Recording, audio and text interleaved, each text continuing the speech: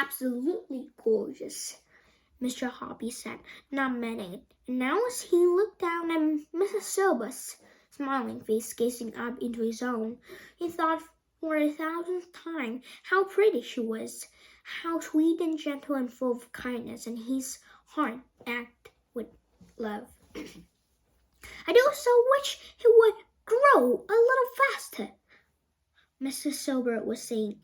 "Every spring, when he wakes up from his winter sleep, I weigh him on the kitchen scales. And do you know that in all the 11 years I've had him, his nut gained more than 3 ounces? That's most nothing." "What does he weigh now?" Mr. Hoppy asked her. "Just 30 ounces," Mrs. Silver answered. "About as much as a grapefruit." "Yes, well, tortoises are very slow growers," Mr. Hoppy said solemnly. "But they can live for 100 years. "I know that," Mrs. Silver said. "But I do so wish he would grow just a little bit bigger. He's such a tiny wee fellow." "He seems just fine as he is," Mr. Hoppy said. "No, he's not just fine," Mrs. Silver cried. "Try to think how miserable it must make him feel to be so teachy. Everyone wants to grow up. You really would love him to grow bigger, wouldn't you?" Mr. Hoppy said, and even as he said it, his mind suddenly went click. An amazing idea came rushing into his head. "Of course I would," Mrs. Silver cried.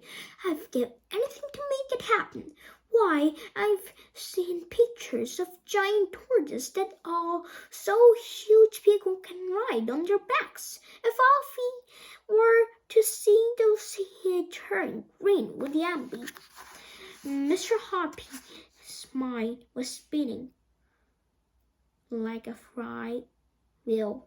Here, surely, was his big chance. "Grab it," he told himself. "Grab it quick."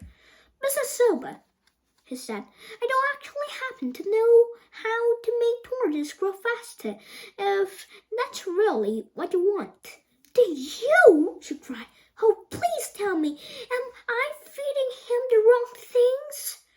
I worked in North Africa once," Mr. Hoppy said. "That's where all the tortoises in England come from. And a bad-nosed Trotmians told me the secret." "Tell me!" cried Mrs. Silver. "I beg you to tell me, Mr. Hoppy. I'll be your slave for life." When he heard the words, "your slave for life," a little shiver of excitement swept through Mr. Hoppy. "Wait there," he said. "I'll have to go in and write something down for you." In a couple of minutes, Mr. Hoppy was back on the balcony with a sheet of paper in his hand. "I'm going to lower it to you on a bit of string," he said, "or it might blow away. Here it comes." Mrs. Silver caught the paper and held it up to front of her. This is what she read. "Also trot, tack, raggen, almach, no, also trot, walk, poo, foop, poo, tooth, poo, grin, poos, wobble, poo, loose, poo, rock, Elza, foot, plug, top, no, taff, also trot, top, no, taff, tack, no, albog, doof. "What does it mean?" she asked. "Is it another language?" "It's tortoise language, Mr. Hoppy said. Tortoises are very backward creatures. Therefore, they can only understand words that are written backwards. That's obvious, isn't it? I suppose so, Mrs. Silver said, bewildering.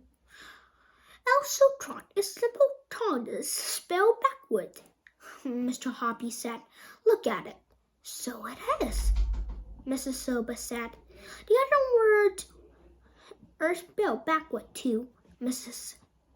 Hoppy said. If you turn them around into human language, they simply said, tortoise, tortoise, get bigger, bigger. Come on, tortoise. Grown up, puff up, shoot up, spring up, roll up, swell up, gorge, juggle, stuff, gulp, put on fat, tortoise, put on fat, get on, gobble food. Mrs. Silver examined the magic word on the paper more closely. I guess you're right, she said. How clever, but there's an awful lot of post in it. Are they something special? Pooh is a very strong word in any language, Mr. Hoppy said, especially with tortoise. Now, what you have to do, Mrs. Silver, is turn Alfie up to your face and whisper these words to him 3 times a day, morning, noon, and night. Let me hear you practice them. Very slowly, tumbling a little over the strange words. Mrs. Silver read the whole message out loud in tortoise language. Not bad, Mr. Hoppy said, but try to get a little more expressions into it when you say it to Alfie.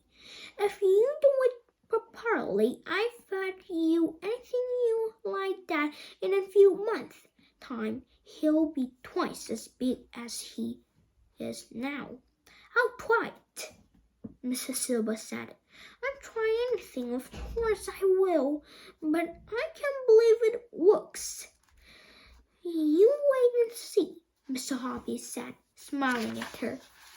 Back in his flat, Mr. Hoppy are simply quivering all over with excitement. You're asleep for life, he kept repeating to himself. What bliss! But there was a lot of work to be done before that happened.